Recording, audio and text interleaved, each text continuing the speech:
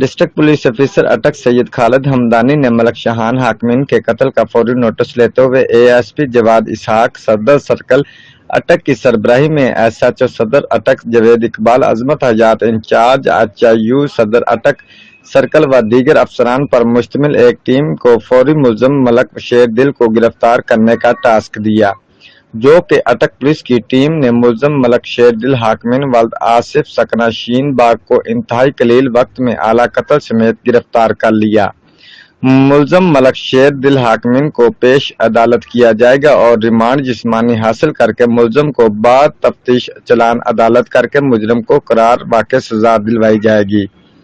Report Tayyab Aman, bureau chief Geo express news, Attock.